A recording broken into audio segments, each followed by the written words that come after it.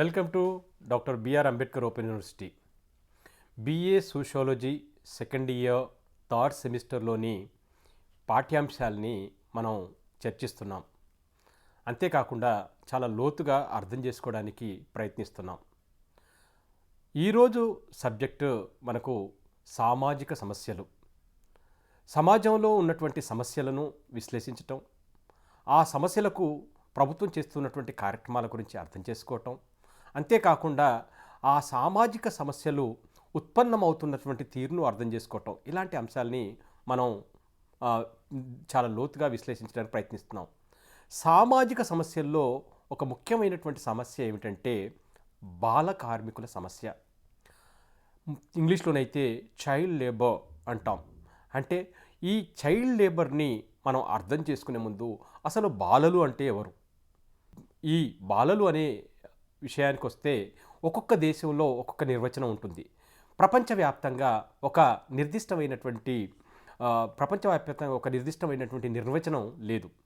మన దేశంలో చూసినట్లయితే చట్టాల ప్రకారంగా ఏం చెప్తున్నామంటే 14 సంవత్సరాల లోపు ఎవరైతే ఉన్నారో పిల్లలు, వారిని బాలలు అనడం జరుగుతుంది.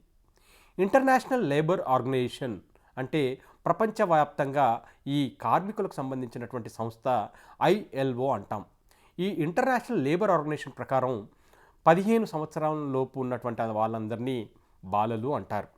అదేవిధంగా మనకి వివిధ అంతర్జాతీయ సంస్థలు ఉంటాయి. యునైటెడ్ నేషన్స్ కొన్ని దేశాల్లో కొన్ని విధాలుగా, కొన్ని దేశాల్లో మరో విధంగా ఈ బాలలకు వాళ్ళ వయసుతో నిర్వచనం ఇవ్వడం జరిగింది.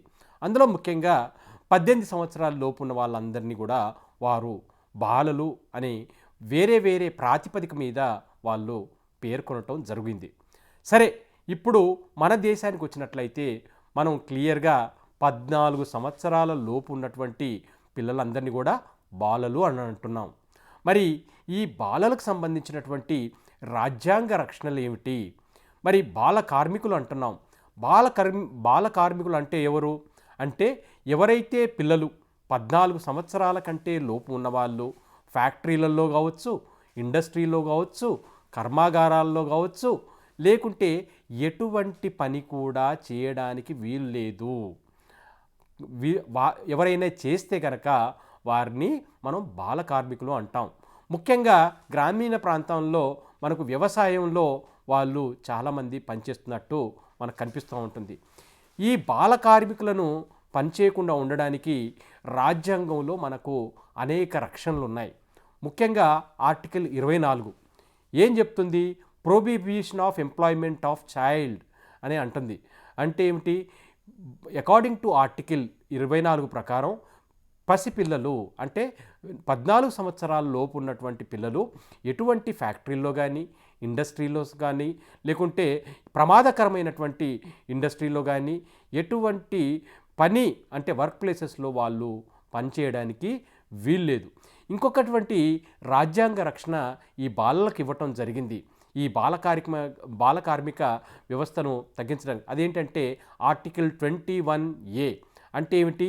రైట్ టు ఎడ్యుకేషన్ అంటే ఏమిటి? 6 సంవత్సరాల నుండి 14 సంవత్సరాల్లో ఉన్నటువంటి బాలలందరికీ కూడా తప్పనిసరి నిర్బంధ విద్యను అందించాల్సినటువంటి బాధ్యత ప్రభుత్వాలది ఉంది. అంతేకాకుండా వారి తల్లిదండ్రులకు గార్డియన్స్ కూడా వాళ్ళకి ఫండమెంటల్ డ్యూటీస్లో కూడా వాళ్ళకి చెప్పటం జరిగింది.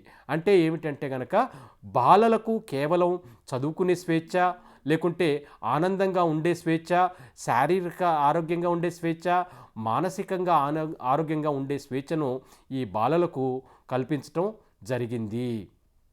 మన దేశంలో బాల కార్మిక నిషేధ క్రమబద్ధీకరణ చట్టాన్ని 1986లో తీసుకురావటం జరిగింది.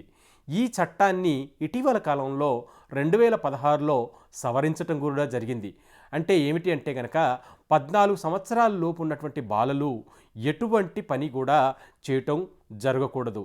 అదేవిధంగా మనకి ఇటీవల కాలంలో సవరించిన చట్టం ప్రకారము వారి ఇండ్లల్లో కూడా అంటే వ్యవసాయంలో కానీ, లేకుంటే ఏదైనా కర్మాగారం కానీ, లేకపోతే ఏదైనా వ్యాపారంలో కూడా ఇంట్లో ఉన్నట్లయితే కనుక బడి అంటే స్కూల్ టైమింగ్స్లో వాళ్ళు సహాయ సహకారాలు అందించడానికి వీల్లేదు. అంటే ఏమిటి అంటే కనుక ముఖ్యంగా 14 సంవత్సరాల లోపు ఉన్నటువంటి బాలలకు పూర్తిగా శారీరకంగా మానసికంగా ఒక స్వేచ్ఛను ఇవ్వాల్సిన అవసరం ఉంది అని ఈ చట్టం మనకు చెప్తుంది. ఇప్పుడు ఈ బాల కార్మికులు కావడానికి ఏ ఏ కారణాలున్నాయి, ఏ విధంగా దోహదం చేస్తున్నాయని మనం ఒకసారి చూద్దాం. ముఖ్యంగా ఆర్థిక కారణాలు. ఆర్థిక కారణాల్లో ముఖ్యంగా ఏమిటి అంటే కనుక పేదరికం. ఇంట్లో చాలామంది పిల్లలు ఉంటారు, ఇంట్లో తినడానికి తిండి ఉండదు, ఉండడానికి ఇల్లు సరిగ్గా ఉండదు, లేకుంటే వాళ్ళకు నిత్యావసరాలు ఉండవు. అలాంటి సందర్భాల్లో ఆ పిల్లలు ఏదో పని చేయడానికి ఇష్టపడతారు.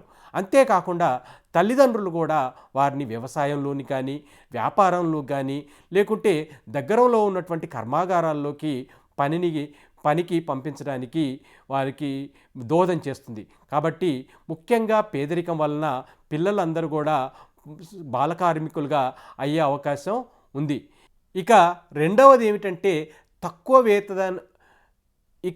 రెండవ అంశం ఏమిటంటే తక్కువ వేతనానికే మనకి పనివాళ్ళు దొరకటం. అంటే ఈ బాలకార్మికులని యజమానులు కూడా కొంత పసిగట్టడం జరుగుద్ది. తక్కువ వేతనానికే వీరు వచ్చి పనిచేస్తుంటారు కాబట్టి వీరిని ఉపయోగించుకొని వారితో పెద్దవాళ్ళక్క పని తీసుకుంటారు, కానీ చిన్నపిల్లల్లాగా వేతనం ఇవ్వటం జరుగుద్ది. కాబట్టి తక్కువ వేతనానికి దొరుకుద్ది కాబట్టి యజమానులకు ఇది చాలా లాభదాయకంగా ఉంటుంది. బాల కార్మికులుగా కావడానికి రెండవ కారణం ఏమిటంటే కుటుంబ పరిస్థితులు. అంటే ఏమిటి అంటే ఒక కుటుంబంలో సరిగ్గా తల్లిదండ్రులు ఉన్నట్లయితే బాల కార్మికులు తక్కువగా అయ్యే అవకాశం ఉందని అనేక అధ్యయనాలు చెప్తున్నాయి. అంటే తల్లిదండ్రులు విడాకులు తీసుకోవటం వలన అంటే ఏమిటి, తల్లిదండ్రుల యొక్క కుటుంబ నేపథ్యం సరిగ్గా లేకపోతే వారు విడిపోవటం వలన పిల్లలు కూడా వారు ఆగమ్య గోచరంగా ఏదో పని వెతుక్కుంటారు. అంటే విడాకుల వలన కూడా బాలకార్మికులు ఎక్కువ అయ్యే అవకాశం ఉంటుంది. ఇక రెండో విషయం ఏంటంటే కుటుంబ తగాదాలు. నిరంతరం తల్లిదండ్రులు గొడవలు పడుతూ ఉంటే వారు చూడలేక వారు బాలకార్మికులుగా అయ్యే అవకాశం ఉంది. మూడవది ఏమిటంటే కుటుంబంలో ఎప్పుడూ కుటుంబంలో అశాంతి ఉండటం వలన కూడా పిల్లలు వాళ్ళు ఏదో పని చేద్దాం, ఎక్కడో సెటిల్ అవుదాం, వాళ్ళు బ్రతుకుదాం అని వెళ్ళే అవకాశం ఉంది. ఇంకొక విషయం ఏంటంటే కొంతమంది మానవ అక్రమ రవాణా అనేది కూడా ఒక అంశం. అంటే చిన్నపిల్లల్ని ఒక చోటు నుండి ఇంకో చోటికి అక్రమంగా రవాణా చేసి వారి చేత పని చేయించుకోవటం కూడా జరుగుతుంది. ఇలాంటి బాలకార్మిక వ్యవస్థని తగ్గించడానికి, నిషేధించడానికి కేంద్ర ప్రభుత్వం, రాష్ట్ర ప్రభుత్వం అనేక సంక్షేమ అభివృద్ధి కార్యక్రమాలు చేపడుతుంది. అందులోనే ముఖ్యంగా నేషనల్ చైల్డ్ లేబర్ ప్రాజెక్ట్ అంటే ఏమిటి, జాతీయ బాల కార్మికుల యొక్క ప్రాజెక్ట్ ఉంటుంది. ఇలాంటి ప్రాజెక్టులో బాల కార్మికులను గుర్తించటం, వాళ్ళందరినీ కూడా మళ్ళీ ఎడ్యుకేట్ చేయించడం, వాళ్ళని రీహాబిలిటేట్ చేయించడం జరుగుతుంది. అంతేకాకుండా మరొక కార్యక్రమం ఏమిటంటే ఆపరేషన్ ముస్కాన్ అనే కార్యక్రమం కూడా ఉంది.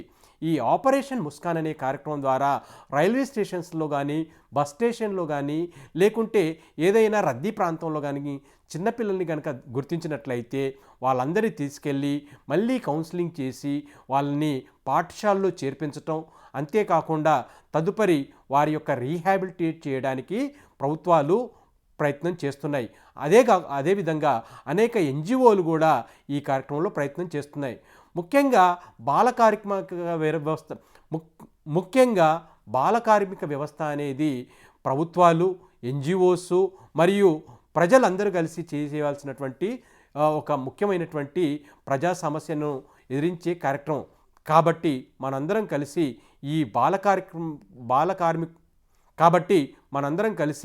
బాల కార్మికులను నిషేధించాల్సిన అవసరం ఎంతైనా ఉంది. Thank you.